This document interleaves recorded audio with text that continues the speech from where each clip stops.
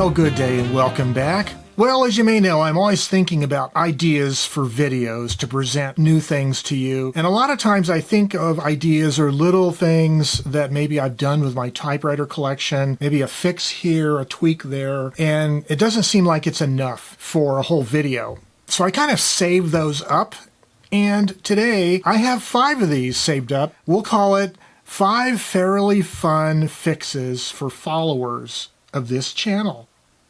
Stay tuned.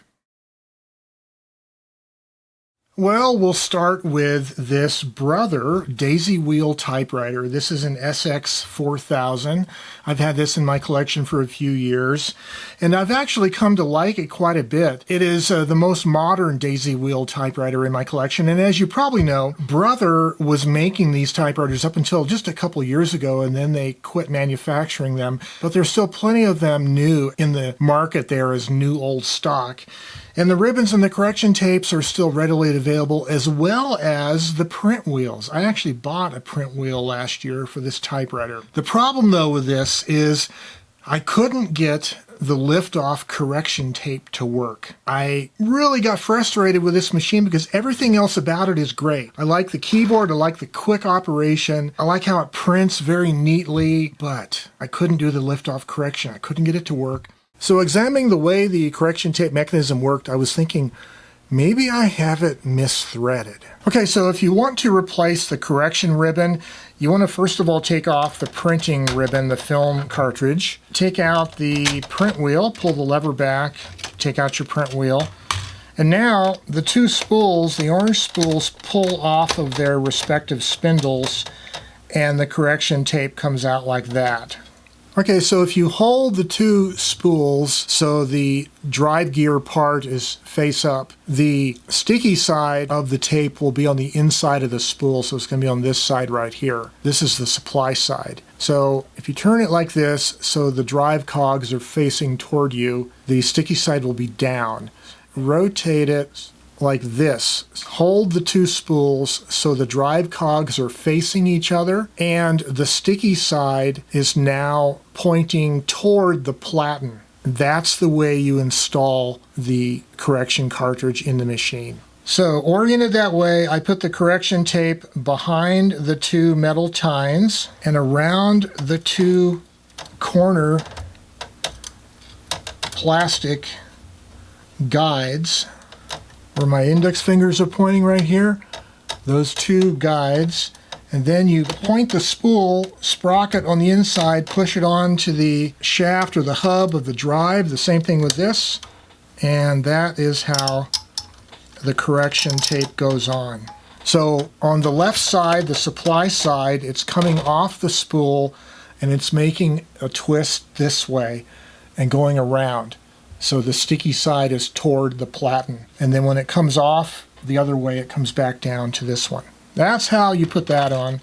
Then you can put your print wheel on, put your cartridge, and the print film goes in that same gap behind the 2 metal tines so that the printing film is here and just below it is the correction film. So when it wants to do a correction, it raises it up like that. Now what you want to do, because you replaced the, you removed and reinstalled the print wheel, you want to rehome the whole print mechanism. And you do that by hitting the code and the reset, which is code Q.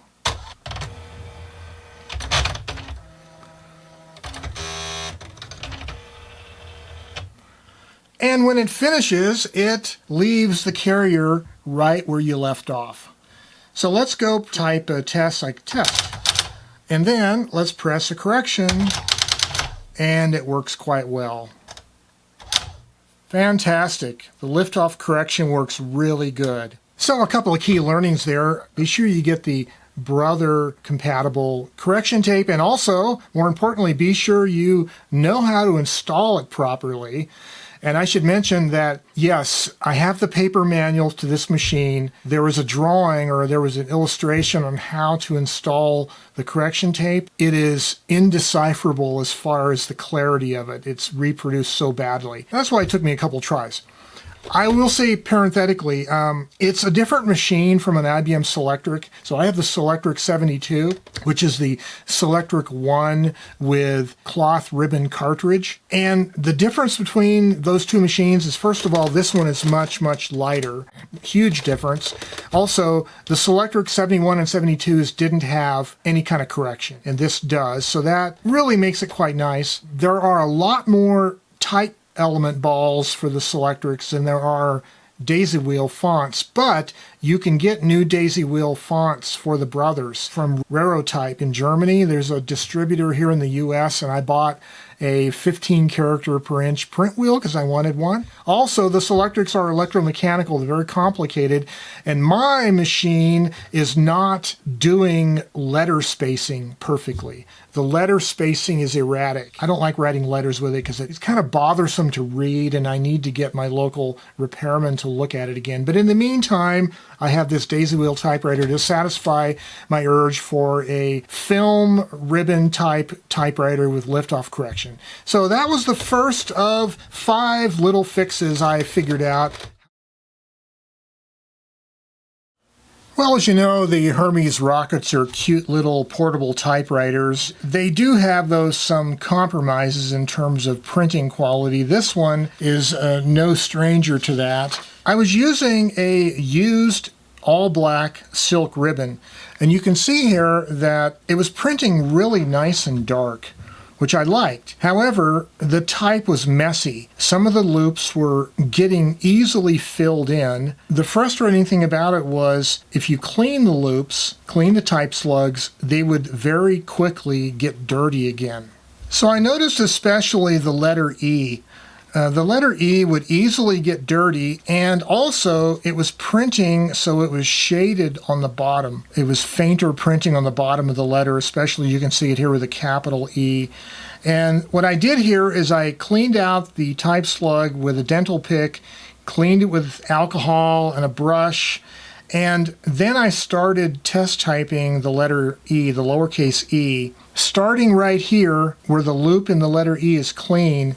By the time it gets about 3/4 of the way over, it's already getting clogged up again. So by the time you're at the end of the line, the letter E is dirty again. So it only lasted less than 1 line, which was kind of frustrating.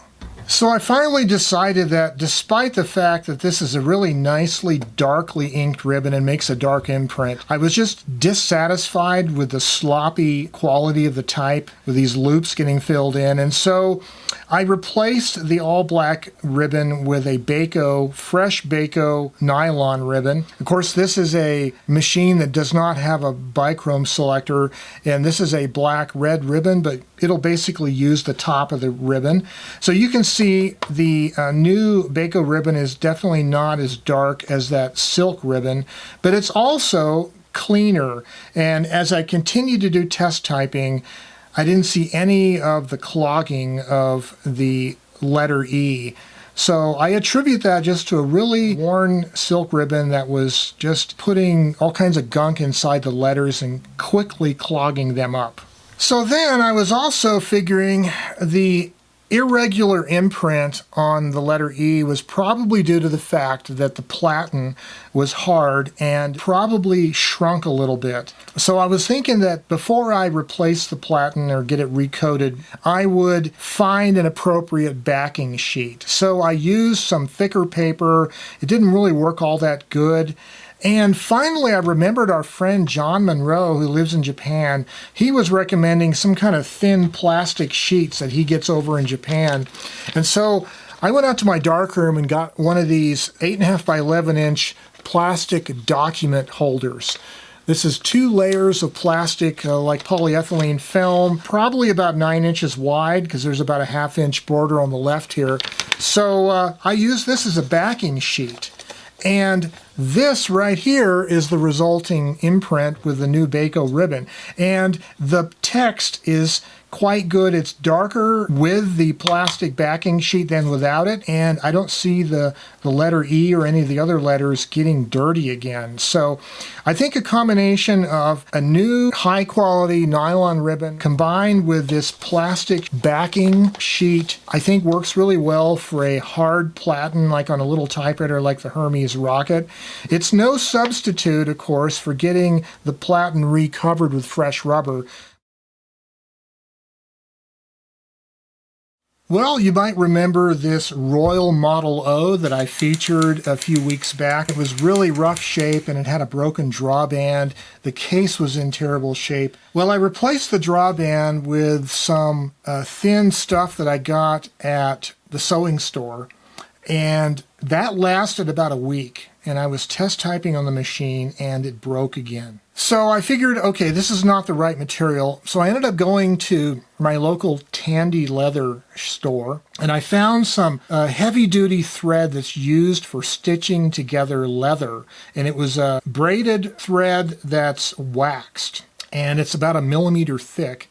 So that's what I used for the second go around of replacing the drawband. But in order to do that, I needed to fashion a tool to be used for fishing the drawband underneath the platen or underneath the carriage. So I went to my neighborhood hardware store, and in the K&S Engineering display, this is a company that sells metal parts, like little metal tubes and rods and sheets of brass or aluminum.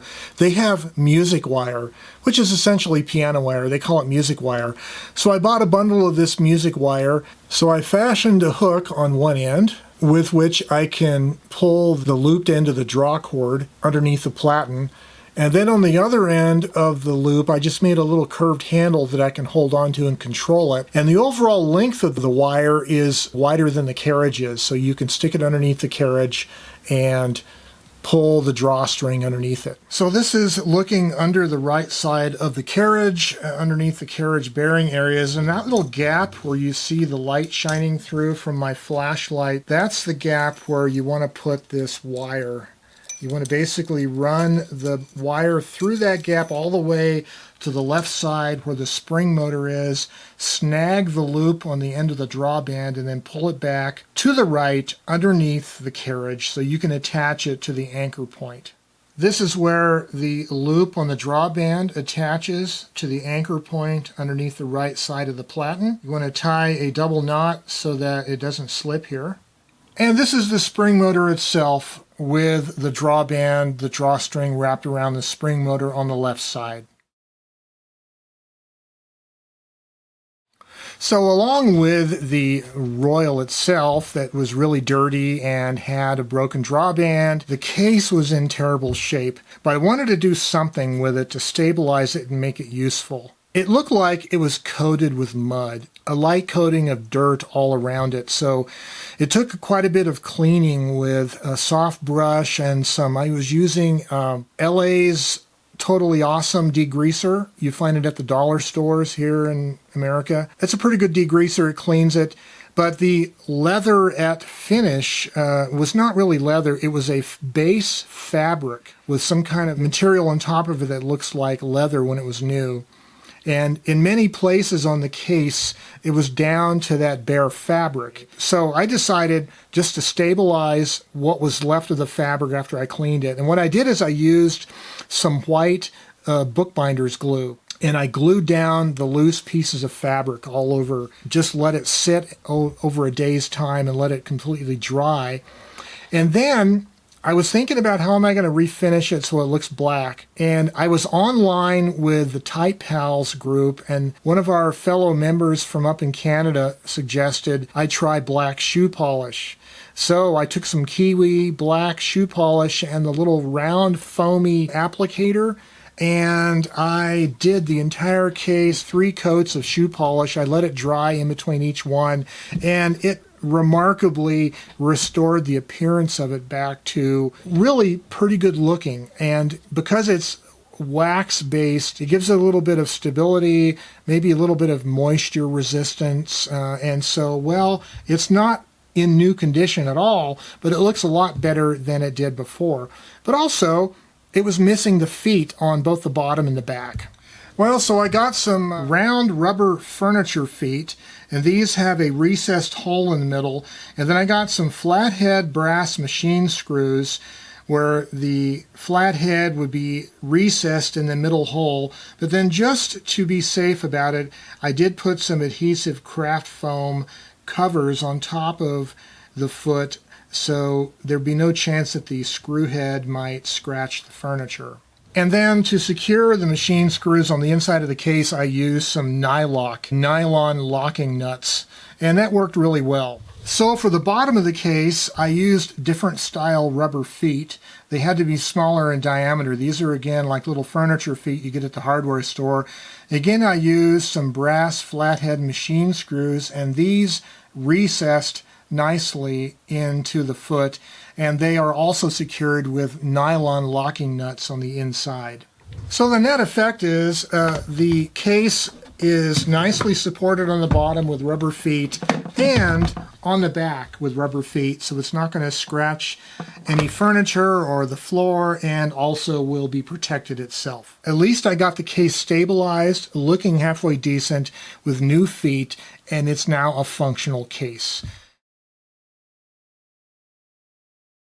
So back on the 9th of May 2024, I did episode 414 of the Typewriter series about the Royal Saturn, a drive adjustment. And this is where I decreased the spring tension on the intermediate pulley. And this gave the type bars a little bit less force, a little bit softer force impacting the platen. After I did that video, I actually decided that maybe I should replace the platen. And before I do that, I knew that I had a new platen recently installed in my Royal Mercury, and the Royal Mercury is the same carriage as the Royal Saturn. The Mercury is a manual type bar. This is electric type bar. So you might have seen then on the 12th of May, I did episode 415, was Silver Seiko platen removal. I went ahead and swapped the platen from the Mercury into this just to see how it would perform.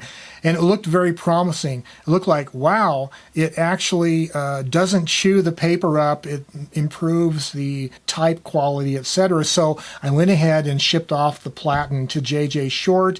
And a couple weeks ago, I got this back. I reinstalled the platen, and I'm super excited about this little Type R electric because it is small, very quiet. I think the only thing that keeps it from being like a perfect electric typewriter is the fact that compared to, let's say, the Brother Daisy Wheel, this doesn't have any correction. It's easy to make mistakes on these Type R electrics because the keys take such little force to press and such little distance to press before it activates that if you're just sloppy, ham-handed, it's really easy to hit the wrong key and make a mark, and then you have to correct it, in this case by hand. So I've learned on this machine, it's a wonderful typer. You can really put down a lot of words with it, but you have to be a little careful with typing. And this is why with this machine, I actually end up probably do like two-finger typing just to be more accurate, because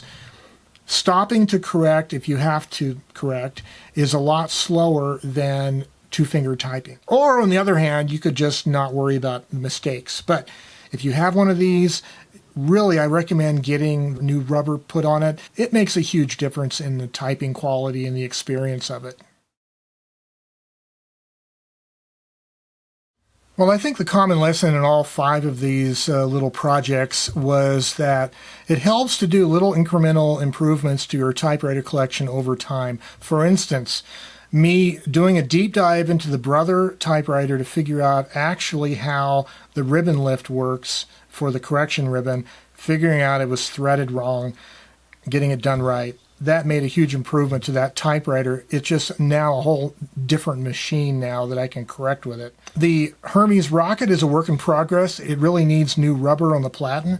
But in the meantime, I'm using that plastic protector sheet as a backing sheet and a new ribbon. It seems to make a difference, and it makes the typewriter usable. And so making your own tools for typewriter repair, like this little piece of piano wire used as a draw cord hook to thread the draw cord underneath the carriage. Also reconditioning the case for the Royal O. And finally, having a fresh platen on this sweet little electric typewriter makes a huge difference also. So I encourage you, make incremental improvements in your typewriter collection with the goal of making them all more usable as creative tools. And as always, stay creative and have yourselves a great day. Bye-bye for now.